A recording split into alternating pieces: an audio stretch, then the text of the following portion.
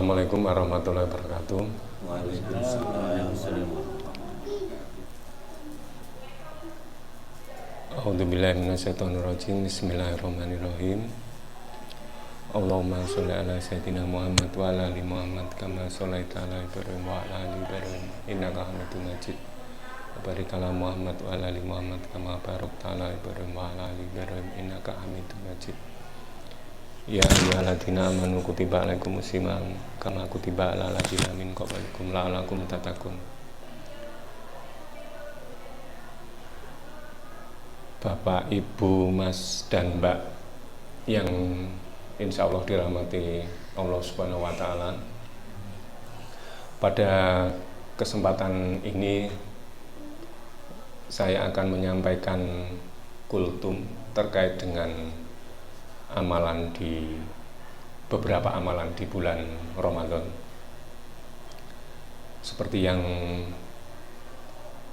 termaktub di dalam surat Al-Baqarah ayat 183, bahwa Allah memanggil kita orang-orang yang beriman untuk melaksanakan ibadah puasa agar kita menjadi hamba yang bertakwa.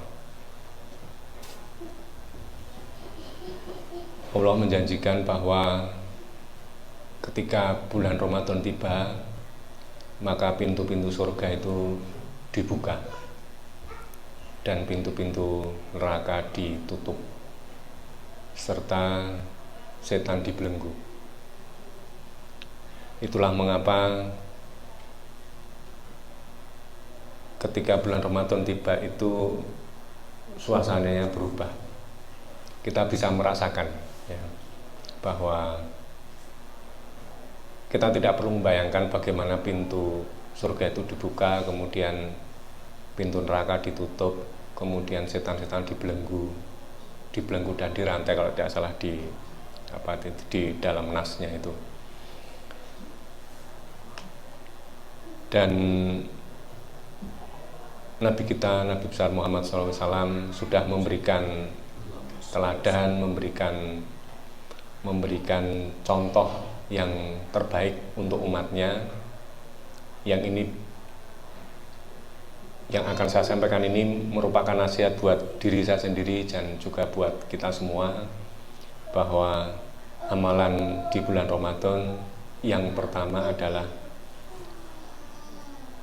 puasa itu sendiri. Puasa di bulan Ramadan itu.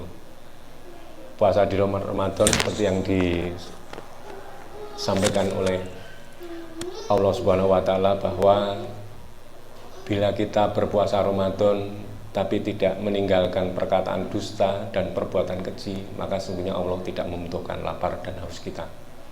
Artinya bahwa kita memang bukan hanya menahan lapar dan haus, tapi juga dusta, perkataan dusta dan keji. Perkataan dusta di sini juga termasuk ghibah, namimah, dan fitnah. Ghibah saya kira akrab sekali dengan kehidupan kita sehari-hari. Ngerasani wadek dua gitu, saya kira ya. Ngerasani paling enak itu ngerasani wadek dua ya. Itu kerannya mati, ceboknya hilang, terus toiletnya pesing, AC-nya tidak dingin, itu kan semua itu kan wadek dua. Jadi memang wadek dua ini pahalanya besar, karena besok kita akan diminta pertanggungjawaban itu di akhirat kelak. Sapa sing ngrasane wadek dua itu ditagih, itu pahalanya diberikan ke wadek dua. Kalau wadek tiga saya kira yang ngerasani mungkin mahasiswa ya. Tapi kita mestinya mengurangi ghibah ini Bapak Ibu ya, dan itu memang sulit ya. Mengurangi ghibah itu sulit. Bahkan kita ngobrol baik-baik saja, itu tiba-tiba itu nanti jatuhnya itu bisa ke ghibah ya. Kemudian perbuatan yang keji. Perbuatan yang keji itu perkataan kotor gitu ya. Kalau membaca tafsirnya itu ya. Perkataan kotor, terus kemudian tidak bisa menahan marah ya, dan seterusnya itu. Berburuk sangka gitu. Dan berburuk sangka ini kan juga sulit. Sebagian besar perbuatan hati itu sulit, Bapak dan Ibu, sejauh pengalaman saya itu ya, menjaga perbuatan hati itu. Kemudian yang kedua, amalan yang kedua itu sholat malam, sholat tarawih dalam hal ini. Dalam riwayat itu ternyata Rasulullah tidak selalu melaksanakan sholat tarawih. Jadi Rasulullah itu pernah tidak sholat tarawih. Kenapa? Karena Rasulullah itu khawatir kalau sholat tarawih itu nanti dihukumi sebagai wajib, padahal itu sunnah, Bapak Ibu. Ya. Kemudian ketika Rasulullah wafat, sholat tarawih itu terutama pada masa zamannya Umar bin Khattab, kemudian tarawih itu dibarengkan maksudnya dalam satu jamaah. Karena sebelumnya zaman Rasulullah itu ada satu kelompok yang berjamaah, kemudian ada satu kelompok yang berjamaah itu jadi sendiri-sendiri. Karena waktu itu Masjid Nabawi kan masih kecil dan tidak mengganggu karena memang belum ada mic waktu itu, sehingga sholatnya kecil-kecil gitu. Nah pada zaman Rasulullah itu, pada zaman Umar bin Khattab itu kemudian dijadikan satu, sehingga sampai kalau di dalam sebuah riwayat itu waktu itu penduduk Madinah mengatakan belum pernah sholat tarawih itu seperti ini.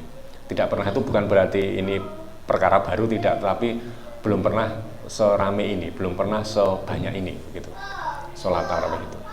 Kenapa? Karena sebelum Umar itu belum dilakukan sholat tarawih seperti itu. Dan kita usahakan bahwa sholat tarawih itu bersama imam ya, hingga selesai. Kita tidak perlu mempersoalkan 11, 21, 23 rakaat ya.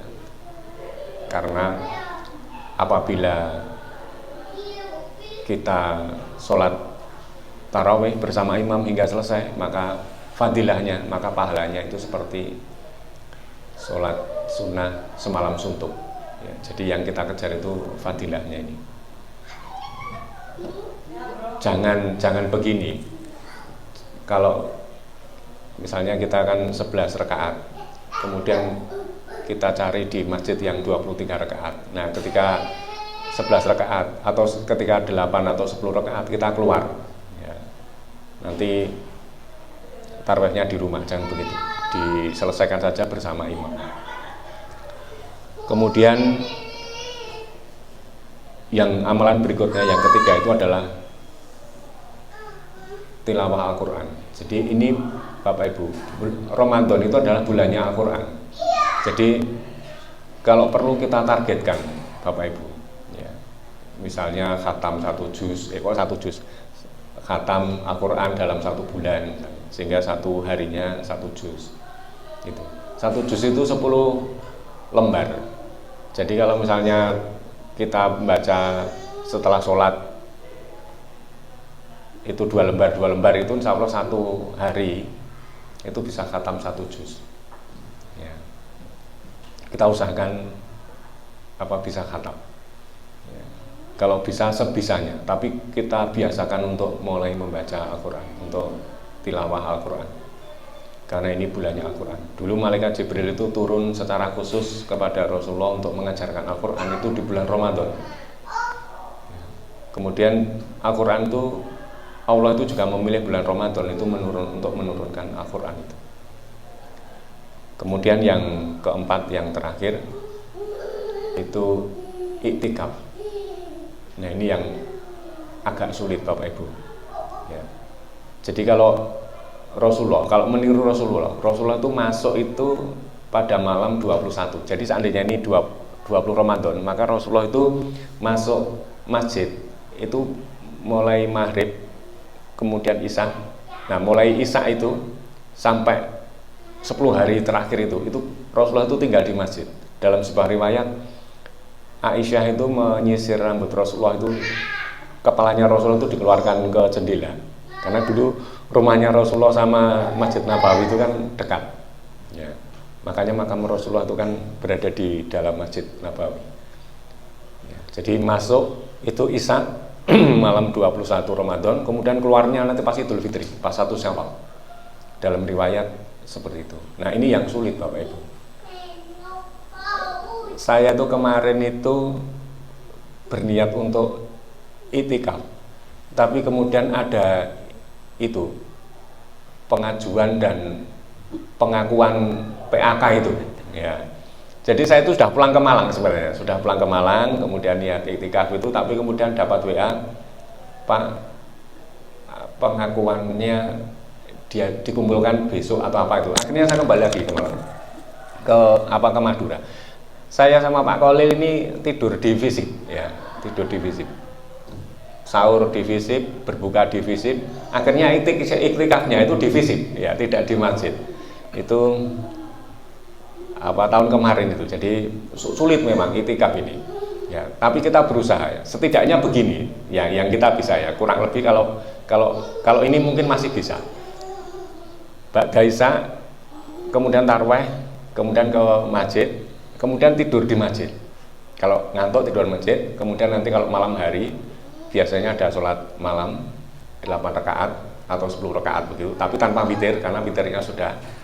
Terus kemudian nanti kita tilawah, kemudian sahur, setelah subuh, kemudian kita kalau ada kajian ikut kajian sampai suruh, sholat sunnah suruh 2 rakaat kemudian pulang.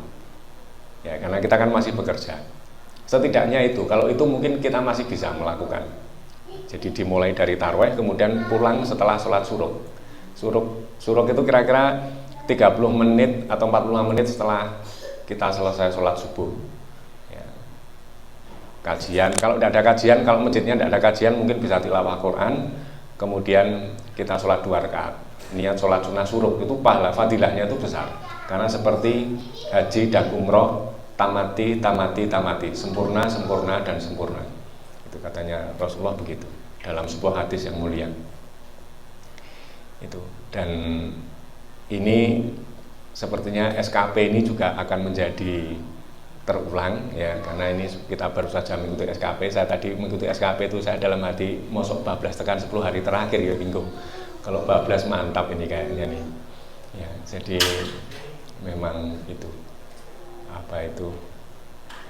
pekerjaan masih ada, ya. 10 hari terakhir itu kalau tidak salah dimulai tanggal 1 kalau tidak salah, tanggal 1 atau 31. Nanti monggo bisa disesuaikan dengan memulainya kita berpuasa, mulainya 1 Ramadan, karena kalau satu Ramadannya Senin mungkin berbeda dengan yang 1 Ramadannya Selasa. Kalau saya ikut Selasa karena ikut pemerintah. Ya. Tapi kalau memulai Ramadan, saya kira semuanya pasti ikut pemerintah, ikut yang akhir. Ya. Kalau 1 Syawal mungkin ikut yang awal. Tapi sebaiknya mengikut pemerintah. Barangkali itu yang bisa saya sampaikan. Semoga ibadah puasa kita diterima. Dan salah satu pintu di surga itu namanya pintu Ar-Rayyan. Pintu itu dibuka dan nanti malaikat akan mempersilahkan hamba-hamba kita semua yang berpuasa untuk masuk ke pintu itu. Dan setelah semua yang berpuasa masuk, pintu Ar-Rayyan akan ditutup. Semoga kita bisa masuk dari pintu Ar-Rayyan. Amin. Kurang lebihnya mohon maaf. Billahi taufiq wal hidayah. Assalamualaikum warahmatullahi wabarakatuh. Waalaikumsalam.